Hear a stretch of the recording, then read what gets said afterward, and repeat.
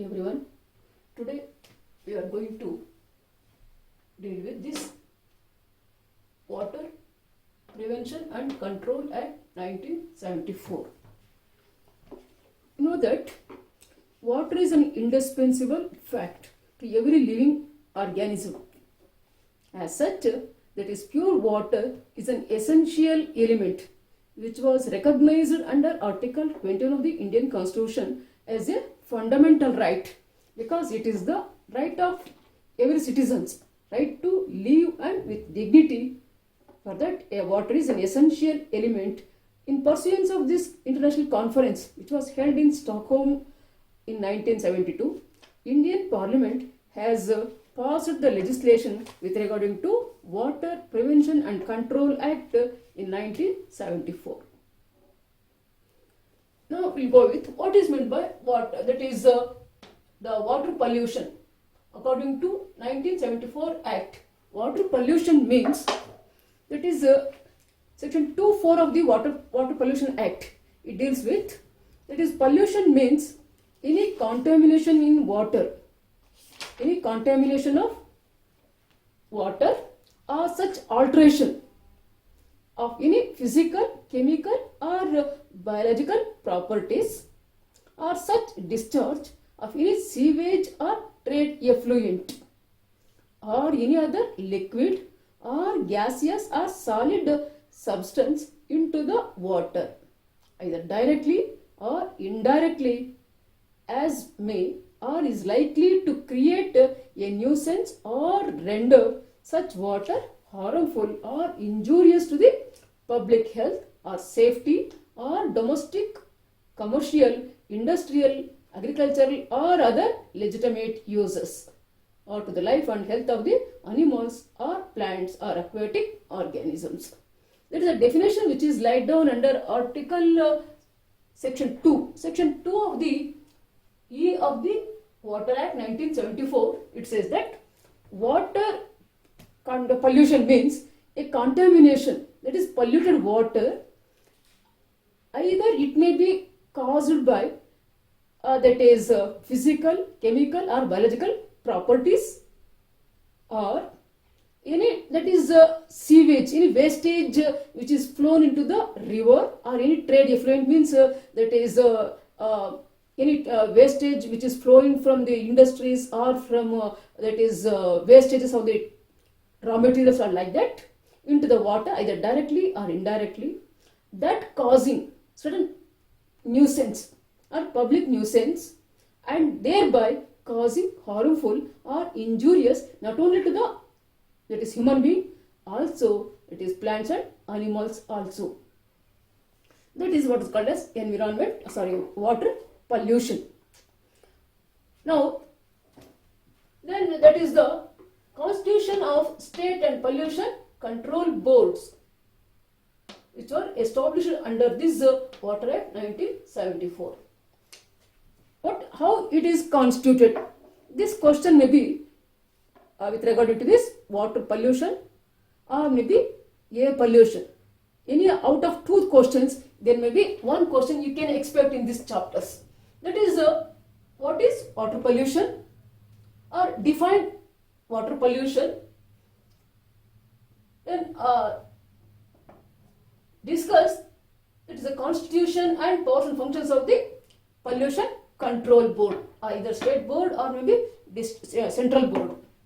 Now we'll go with constitution of central or state pollution control boards. It is the state board, constitution of state pollution control board. That is here the state pollution control board is established by state government, or in case of central pollution control board, it is established by central government. In both cases, that is, it constitutes a total 17 members, including the chairman, then the secretary and other members.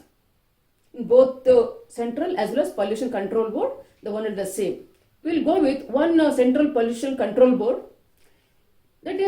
it consists of one chairman and other members. The full-time chairman who is having the special knowledge in administering institutions, who is nominated by the central government. Second is that central board not exceeding 5 members who represent the central government. And third one is the 5 members of the state boards which are situated in different state boards, and this is nominated by the central government. And 3 members of non-officials who are nominated by the central government, and those are representing with regarding to the agriculture, fishery or industry or trade. Then 2 persons who are representing the companies or the corporation which is owned and managed by the central government. Last one is a full-time secretary who is possessing the qualifications, that is knowledge and experience and scientific or engineering or that is management activities of the pollution of control. This is what is called as constitution of the Central Pollution Control Board. The same thing in the State Pollution Control Board. There that is the state members which are involved and state government is established. For that I am not repeating with that that is State Pollution Control Board. Now we will go with next powers and functions of this Pollution Control Board. The same thing here also, that is the powers and functions of the central board, Central Pollution Control Board and state board maybe that is only just that is small differences, otherwise the functions are same. That is the first function of the Central Pollution Control Board is to promote cleanliness of water. And water in the that is streams and wells situated in different areas of the state. Then that is the central government which advise that is state board, the central board advise the central government on any matter concerning the prevention and control of water pollution. Third power and function of the Central Pollution Control Board is to coordinate the activities of state boards and to resolve their disputes. And then that is to provide technical assistance and guidance to the state boards to carry out and sponsor investigations and research relating to the problems of that is pollution control boards. And it also it has the power to make plan or to organize a training to the persons who are already engaged in the program of that is prevention, control and that is management of the water pollution. Then it can also make it organized through the mass media for the propagation of this there is water pollution with regarding to prevention and control, and to lay down or modify or annul the standards for a stream or well. These are the certain powers and functions of the Central Pollution Control Board. In a similar way, that is the same powers and functions of the Central Pollution Control Board. Next we will go with it's a prevention and control of the water pollution. In that, it is the central or state board is having the power of the government to restrict certain areas as polluted areas. Then, in case of state government, for example, the state government may restrict certain areas as water pollution either by making map, by referring in the map or by boundary lines. It can restrict and it can identify that area. Next one is power to obtain information. The state government can obtain information from the board regarding the survey of the that is area, the water flow within in any river or stream or well, how that is the water which is discharging in the sewage and the trade effluent of any person to that with regard to that information, that is state board is having the power to get the information. Then power to take samples and effluents and the procedure which is to be adopted. A state board or any officer who is having the power to take sample with regard to the trade effluents or that is sewage from any stream or well which is passing from any plant or vessel. That person is having the power to take the sample. Before taking sample of that water, he should give notice to the either to the occupier of that premises or the agent or the person who is in charge as regarding his intention to take that water sample for the analysis. Then the sample which is collected by the officer or by the state board, that sample is to be divided into two parts in the presence of the occupier or the agent. Then the sample which is collected, that should be placed in the container and that should be marked and it should be sealed and signed by the person who is that is taking sample. And again that container must be signed by both the occupier as well as the person who is that is taking sample. Then that is out of that two parts, one sample is to be sent to the that is laboratory established by either by central board or by the state board. That is, if the occupier is willfully absent on that day of the it is collection of that sample, then the officer or the state board has to inform to the government analyst with regard to the absence of the occupier. Then the cost of the sample is to be borne by the occupier or the agent. Here occupier is nothing but the person who is in charge of that premises or the industrialist. From that the person has to bear the expenses of the laboratory fees. Then the cost of that sample should be borne by this person. Then after that it is report to be submitted by the analyst. After completing that, it is investigation of that water sample, he must be reported to the either to the state board or to the central board, and that report is to be sent in triplicate forms. One is to be laboratory and one is to be to the occupier and one is to be central or to be state board. This is what is called as that is power of taking sample and the procedure adopted. Next, the power of entry into the premises, entry and to inspect. That is, the state board is having the right to enter the place for the purpose of inspection of the plant or record the that is water flowing or that is the sewage or what is effluent which is discharging from that vessel or the plant, and to register the documents or any other material object. For that purpose, that is the control board has the power to entry and to inspection. Then the board has the power to prohibit or use of stream or well for disposal of polluting matter. That is, the board has the power to make prohibition with regarding to the disposing of any that is effluent or sewage into the water, particular stream or well.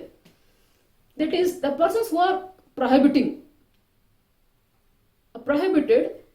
from any that is from any causing any poisonous or noxious matter into any stream or well knowingly against the standards laid down by the state board. That is, no person is having the right to discharge any obnoxious or that is poisonous matter knowingly and it is contrary to the standards laid down by the state board. Such act is prohibited, and they have the power to, that is the state board is having the power to restrict that.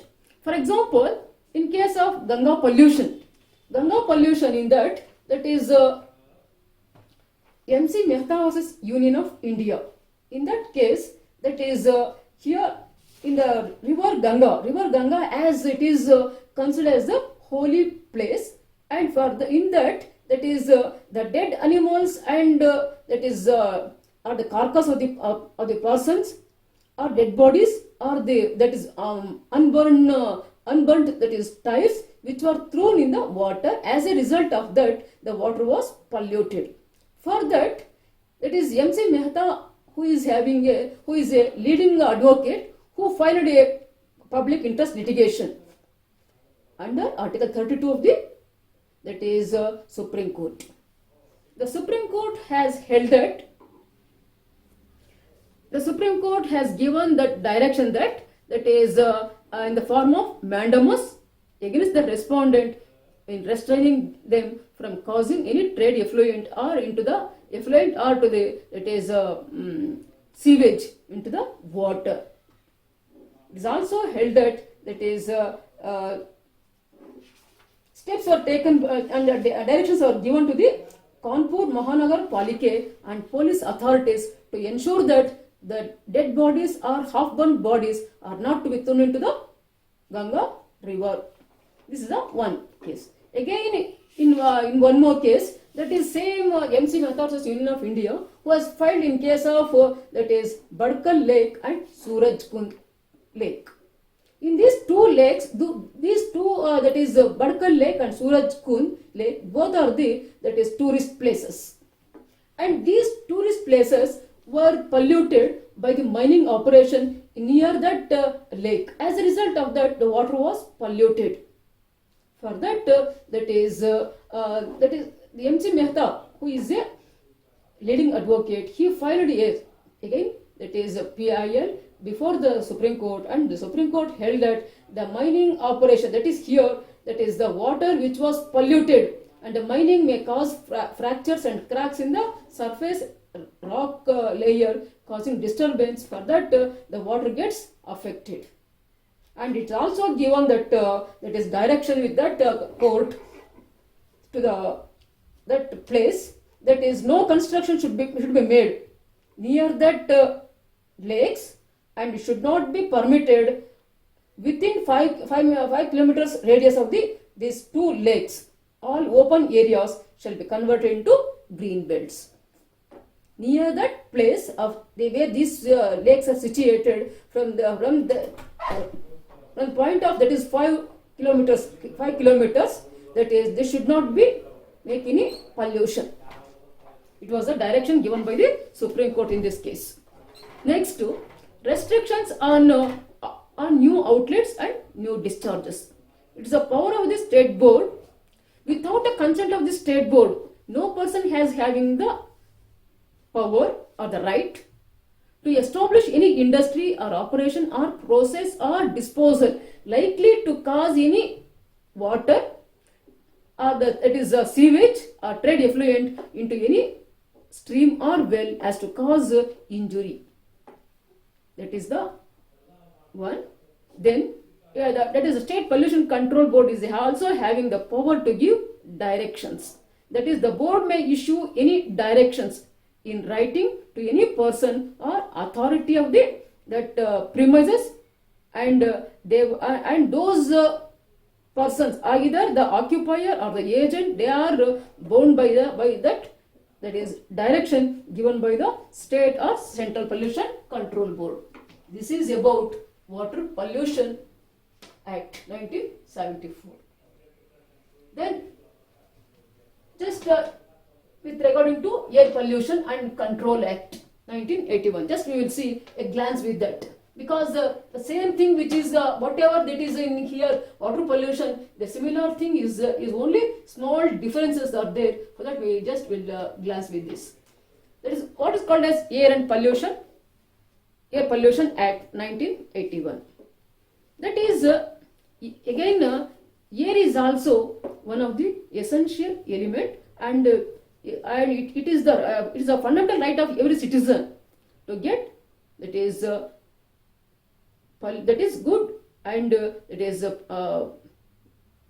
is called as free from polluted air. For that,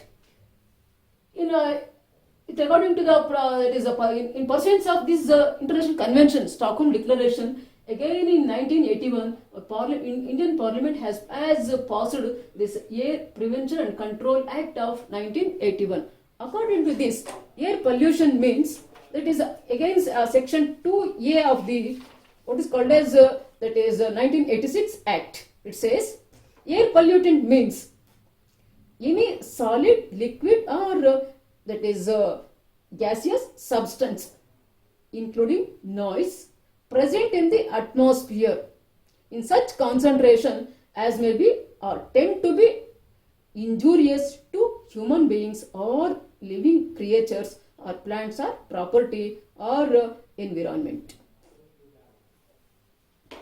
It is what is called as air pollutant under section 2A of the Environment Protection Act 1986. Then air pollution, it means the presence of environment air pollutants in the atmosphere.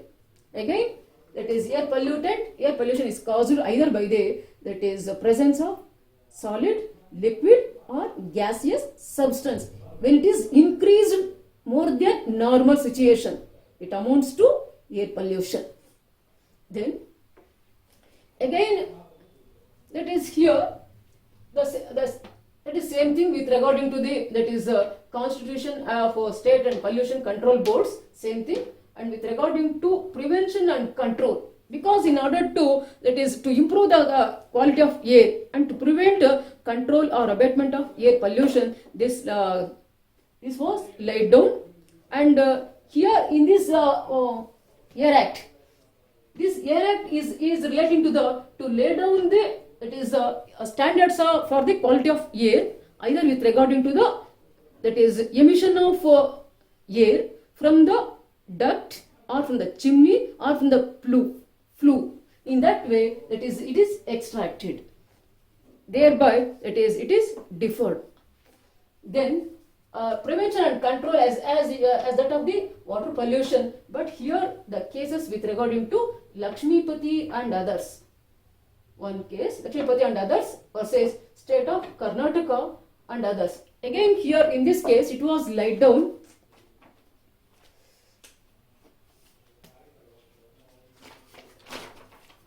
that is the place which was situated in the industrial area. The peoples were making grievances that the industrial activity which is carrying out in that residential area, and they are establishing and running factories like workshops, factory sheds, manufacturing of grease and lubricating oils, etc. And these were industries were situated in the residential area. For that, here Karnataka High Court, in that Lakshmipati and others, they have filed a suit, that is petition, and in the form of PIL, public interest litigation. Then the Karnataka High Court has issued mandamus and with a direction to the Corporation of City of Bangalore, that is to abate the pollution and to stop the operation of industrial units in the residential areas. This is the decision given with this. Then Kinkri Devi versus state of Himachal Pradesh. In this case also, that is the High Court of Himachal Pradesh was directed, that is the state government, to set up a committee under the chairmanship of the secretary to examine the grant of mining operations. In this Kinkri Devi case, there were certain mining operations which were held in Shivali Hills. As a result of that is mining operation, there were air pollution as well as water pollution was spread in that area, and it was affect on the people who are lived in that area. As a result, that is again public interest litigation was filed, and for that it was the court held that it is to be examined, because it is the one of the fundamental right which is established.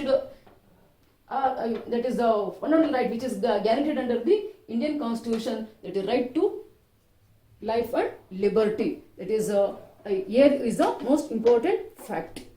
Today we are going to discuss about Environmental Protection Act 1986.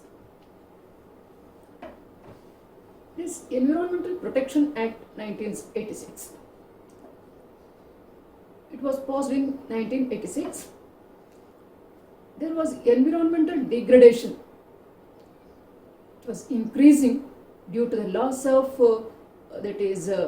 different species, accumulation of harmful chemicals in the atmosphere, and growing risk of environmental hazardous waste, as it requires a social legislation.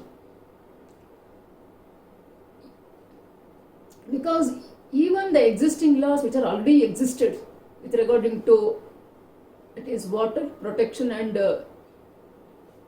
Prevention Act 1974, or there is Air Pollution Control Act, that is 1981, or other laws which became inadequate. For that, in the background of these, to implement the measures which was undertaken in 1972 Convention, that is Stockholm Declaration on United Nations Conference on Human Environment. For that, to implement the measures which are undertaken in that convention, that is Environment Protection Act was passed by the Indian Parliament. The object is to improve and to protect the environment and to bring greater awareness among the people with regarding to environment pollution. Then, that is what is the salient features of this act? Section 2 defines certain definitions with regarding to environment pollution act. One, section 2A defines environment. Environment means it includes the land, air, water, and the relationship between them which is existing in between and among them, and the property, microorganism, and plants and other living creatures. This is what is called as environment. In the last class we have already what is discussed. Environment is nothing but that is the man and his surroundings. That is man in the center. There is a duty lies on man to protect the environment. For that, it is a combination, or it is the assemblage of other living and non-living creatures which is surrounded man. Then section 2B deals with the environment pollutants. Environment pollutants means that is the presence of solid, liquid and gaseous substances in the atmosphere as to make concentrate which render injurious to the legitimate acts. That is what is called as environment pollutants. Section 2C deals with that environment pollution. Environment pollution means here that is the presence of environment pollutants in the atmosphere. That is what is said, solid, liquid and gaseous substance. If it is increased to the normal level, then it amounts to injurious or harmful to the not only to the human activities but also animals and other aquatic life. Then section 2D deals with handling. Handling means it is a manufacturing, processing, treatment or the package, storage, transportation and it is use and collection and destruction relating to the substance, what is called as handling. Then 2E of this act deals with the hazardous substance. Hazardous substance means any substance with regard to the preparation that may be either chemical or maybe physiochemical. Its properties, if it is likely causing any injury or harmful to the human beings or the environment, that is called as hazardous substance. For example, oleum gas leakage, which was held in 1985, or Bhopal gas tragedy, that is the methyl isocyanate. Like this, these are what is called as hazardous substances. That is the substance itself, that is the preparation or the manufacturing by its chemical or its physiochemical substances likely causing injury. Then 2E, last one is the occupier. Occupier means the person who is in charge of that industry is called as occupier. Then section, this is about the definitions. Second, next section 3 deals with the general powers of the central government. What are the general powers? That is the central government has the power to take all such measures in order to improve and to protect, that is environmental quality, that which it deems necessary. It also includes the coordination of the activities of state governments. That is the different state governments are to be coordinating with certain environmental activities. And the third one is for the planning and execution of those plans or nationwide program in controlling, prevention and abatement of, that is, environment pollution. Fourth one, the central government also can lay down standards for the quality of air or for the in various aspects like air, soil, water, or the handling of hazardous substances.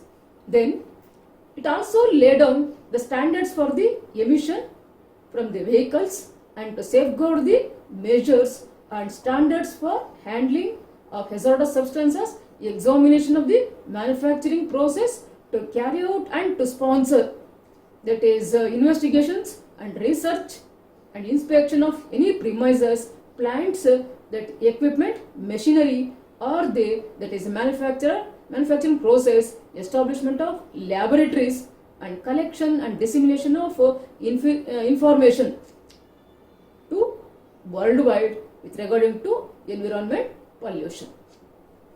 This is section 3 deals with the, that is, general powers of the central government. Section 3 to 6, what is called as the general powers of the central government. Then section 4 deals with, that is, the central government may have the power to appoint officers and entrust the functions to the persons concerned. Section 4 of this deals.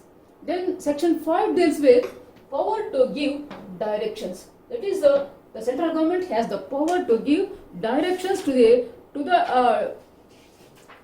authors, to the persons in order to deal with the environment program.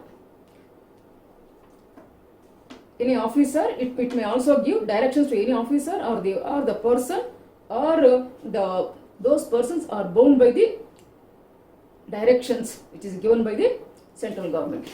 Section 6, for example, that is with regarding to closure of industry or prohibition or regulation of any industry or operation or stoppage or regulation of electricity or water or any other services. Then section 6 deals with power to regulate, power to give directions. Sorry, power to give directions. Section 6 deals with the rules to regulate environment pollution.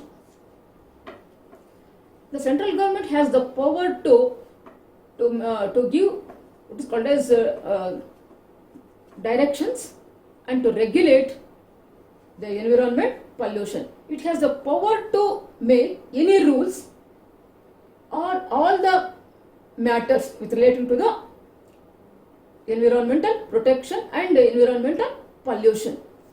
That is what is laid down under section 3 of the Environment Protection Act, to lay down any standards for the emission or for the standard of the water, soil, or for the coordination of the states, or with regarding to the plannings or that is establishment of laboratories and other activities which are laid down under section 3 of the acts.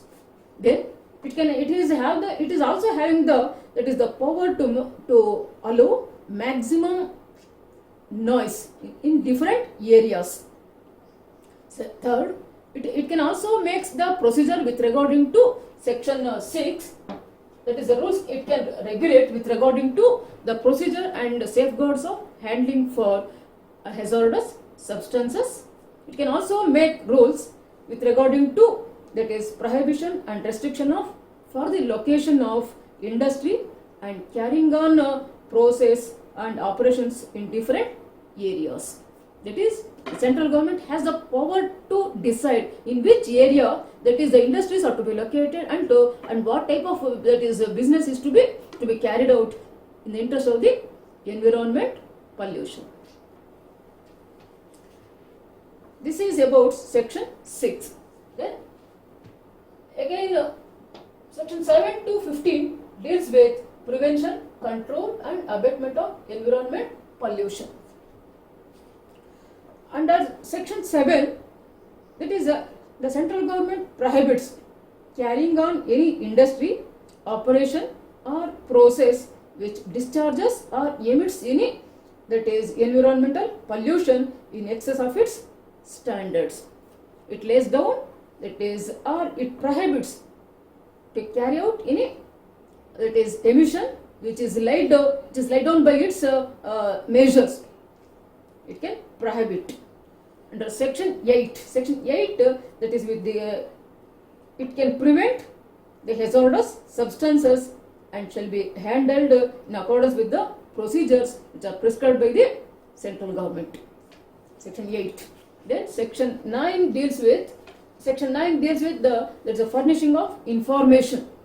Furnishing of information in that is the person who is in charge of that premises or industry is held responsible to give information with regarding to the activities which are taken place in that area and apprehension which is caused by that substance. The information is to be given to the central government with regard to that. Then section 10 deals with the power of power to entry and inspection. Any person who is authorized by central government, they can enter for the purpose of inspection of that premises or the areas. Next to section 11. Section 11 deals with the power to take samples and procedures to be followed. That is, the central government is having the power to take samples with regarding to that is water, that is sewage and effluents of the water, or emission of this emission from the vehicles or chimney or flute or the soil. It can take those substances for the sample, and that will be collected and to be kept in the containers, and before taking the samples, it has to be given to the notice to the person who is in charge of that premises. this is what is the process which was laid down in water pollution control. It's the same thing here also. It is laid down with regard to the collection of samples and to be under procedure which is to be applied. Then section 11 deals with the establishment of laboratories. That is, the central government may establish one or more laboratories according to its necessity or needs. Then section 13 of the central government, it can appoint any person as a government analyst. To take that is what is called as samples from air, that is soil and water. Then section 14. Section 14 this deals with, that is the government analyst has to produce the documents, and the documents signed by him is used as the what is called as evidence under Environment Protection Act. Section 15 deals with that is if a person goes controversy, or if the person goes contravening the orders of the act or any provisions of this act or any rules, the person will be held liable for the guilty of the provisions. The punishment which will be prescribed for such offence is the imprisonment, and it is fine according to the measure of act.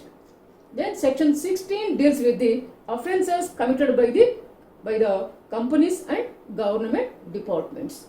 It is the offences committed by the company.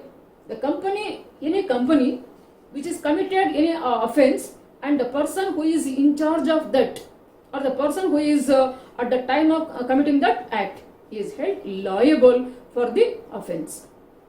And a government department also, that's the person who is the head of the department is held liable for the criminal liability.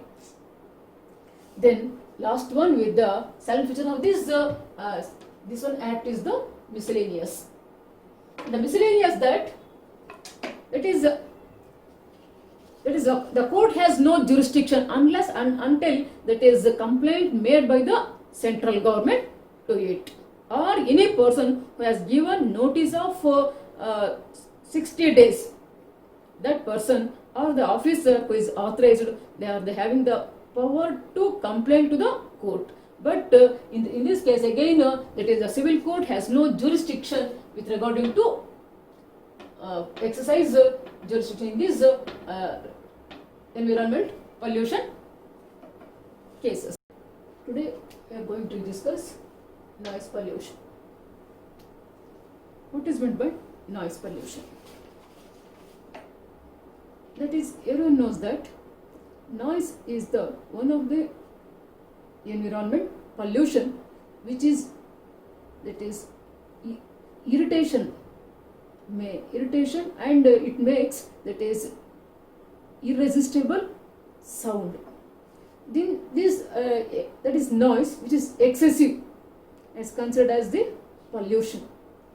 This noise pollution, it may be either due to the industrialization, or maybe by aircrafts or construction work which is going in the that is urban areas, or motor vehicles, or the loudspeakers which are using at the time of, that is religious ceremonies, and this aggravated the miseries.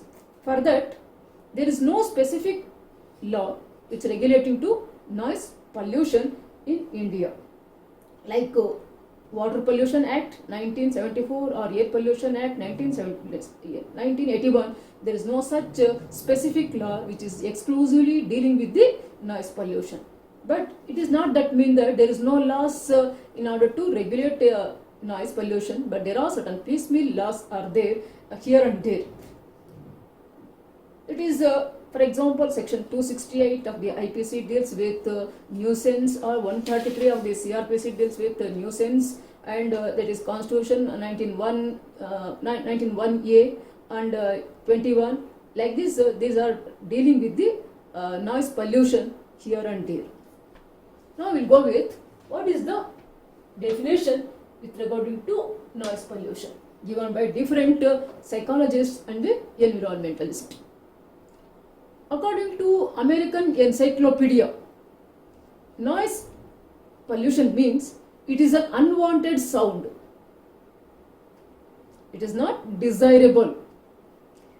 Then it depends because it depends upon a number of factors, that is either psychological factors or some other circumstances. That is the sound which is pleasant to one person, it may be irresistible, or what is called as unpleasant to others. For example, the music, the person who is listening is so sweet, but the same music is disturbing or causing harm to the person who is sleeping.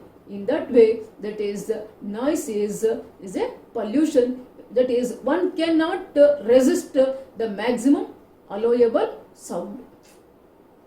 Then according to Tiffin J, psychologist, according to him, sound which is disagreeable for the individual and disturbs the normal way of individual. According to him, sound is nothing but is the disagreeable. It is a noise which is not agreeable to the person, and it disturbs the peace of mind of the person, normal way of the individual. Then according to Harrell, he is a environmentalist. According to him, noise is an unwanted sound which increase fatigue, and under some industrial conditions it causes deafness also.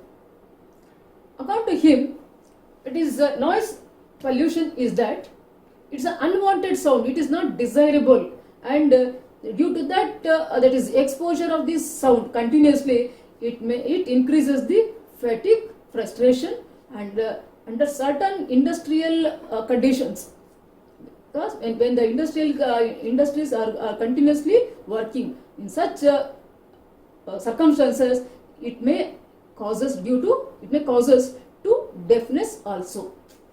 Then it is this sound pollution, or what is called as noise pollution, it depends upon the mental attitude and the environmental circumstance of the person, in which circumstance the person is there, and upon his mental attitude or psychology. Air Pollution Act, that is Air Prevention and Control Act 1981, that is in that definition it is also included, that is, for example, there is a section 2 of the Environment Protection Act 1986 deals with, that is, air pollution. Air pollution means the presence of solid, liquid and gaseous substance as to the concentrate. It is injurious or harmful to the person. It also includes, that is, noise. That is the definition which is given under, that is, Air Act 1981. Again under Environment Protection Act 1986, that is, the central government has the power to take measures or the rules under Schedule 3 of the Section 6, and it also laid down any rules with regarding to ambient air quality standards in respect to noise. This is the definition which are given by different environmentalists and psychologists. Next, what are the sources of noise pollution, or what is the cause of the noise pollution? The sources are of two kinds.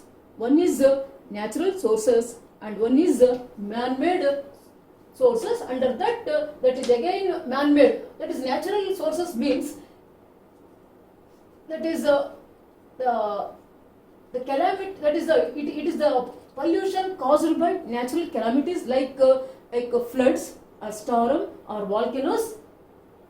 That is the what is called as natural noise pollution, and man-made. In man-made, in that again it is classified into two, that is industrial sources and non-industrial sources. That is the noise pollution is due to the human activities. In that that is again two kinds. It is industrial and non-industrial.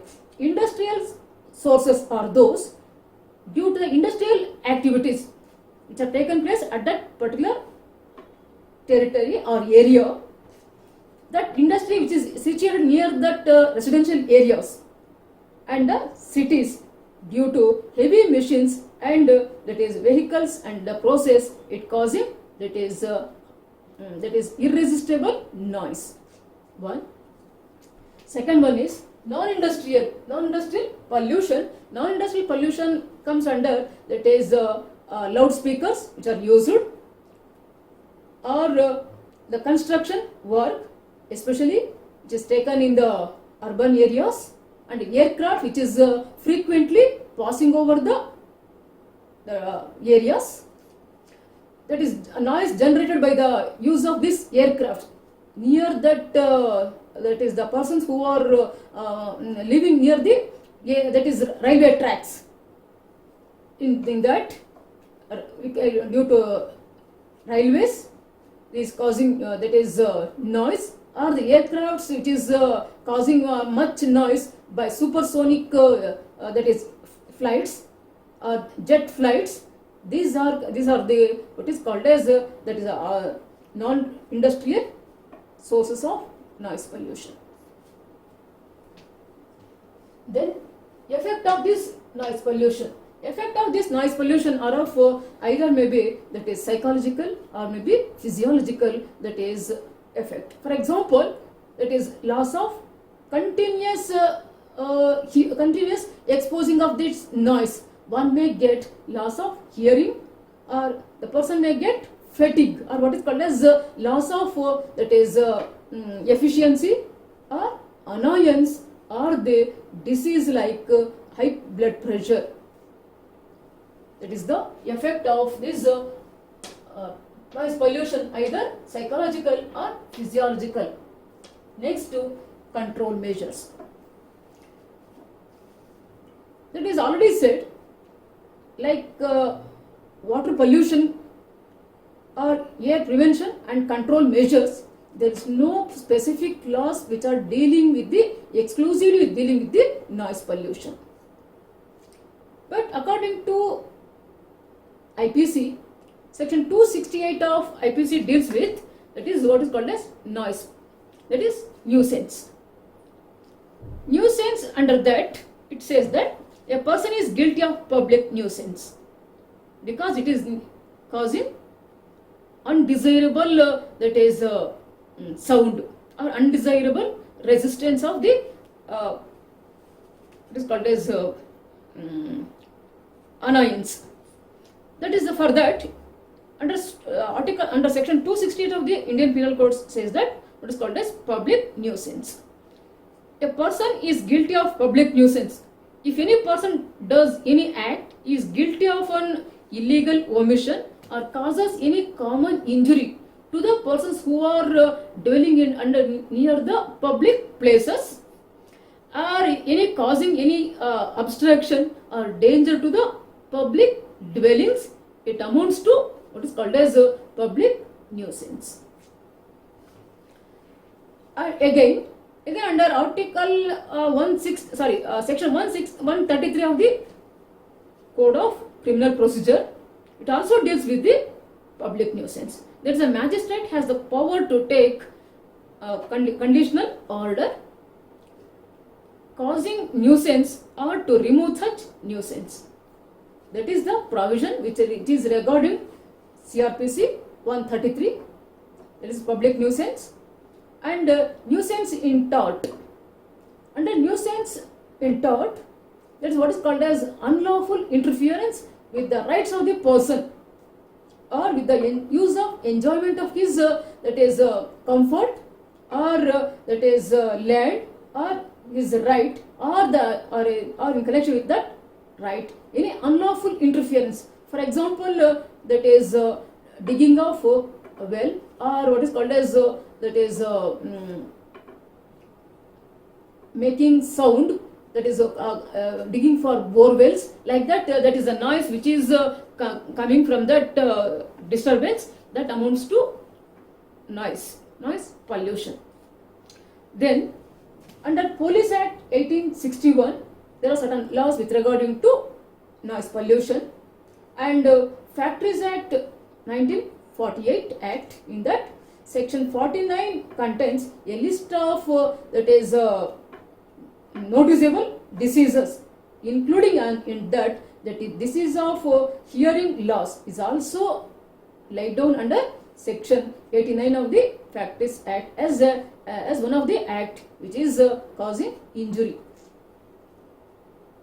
Then already said, that is EPA, that is Environment Protection Act 1986, section 3 and 6 of the act. It also deals with, that is, it lays down that certain areas which are allowable limits, or the maximum allowable limits with regarding to the noise in certain areas. That is, the central government make any laws or take any measures to allow that noise in particular areas.